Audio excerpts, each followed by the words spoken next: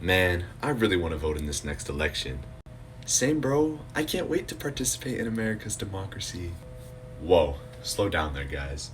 Although we're given a great chance to be a part of this democracy, there's some hurdles you'll have to get through before you can vote. Aw, drat. What do I have to do? Well, first of all, you have to be 18 years old or older to vote in any sort of election, and you can't be serving a prison sentence. Damn it. Nice! Me and my friend Alexa here meet those qualifications. So, does that mean that we can vote for, like, any race in the whole country? No, bro. Do you know where you live? Obviously. Well, based on where you live, you vote in a district for representatives. Hold up. What district do I live in? Well, that's a pretty funny issue, actually.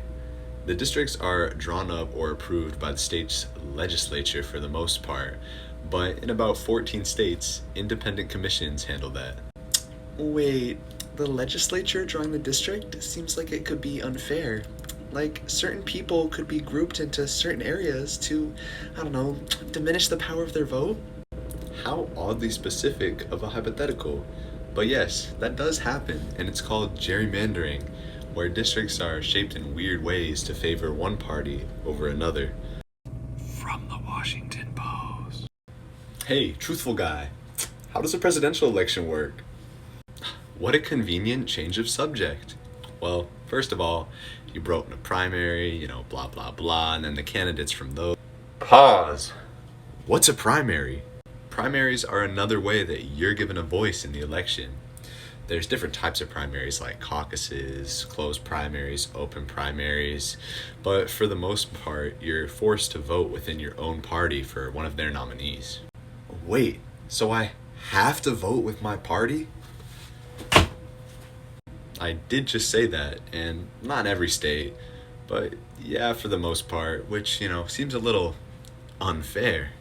Anywho, those two nominees become the main two presidential candidates, and from there, you vote for one of those two to become the president.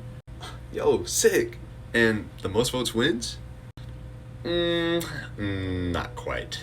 Each state has a set amount of electoral votes, which means that some states' electoral votes are worth more than other states' electoral votes.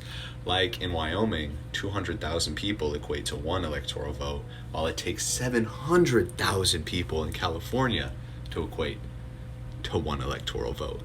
According to the Washington Post. That doesn't sound perfectly fair. Also, in a strong majority of states, it's all or nothing with those electoral votes. That means in closely contested states like Ohio, even if the race is close, all of the votes will still go to one candidate from that state. That also means in some states like Washington, if you're voting for the minority party, your voice probably won't be heard. So like, if I wanted to vote for Trump here, probably won't matter. Fine, I'll just vote for a third party candidate. I hear a lot of good things about them. Although voting for a third party can shift the tide of an election. So I have all these powers to vote just for it to potentially lead to squat? Perchance. And also your powers to vote can be reduced. What the flip? Yeah, after the Shelby County case in the Supreme Court, the federal government no longer has the power to oversee voting laws that are made. No biggie. I'm sure those lawmakers are going to be fair. Ooh, that line is super long. Sources Politico. That is not the case. With voter ID laws, exact name match laws, and even poll booths closing early, it makes it a lot harder for certain people to vote. That's super lame. Guys, look what I found.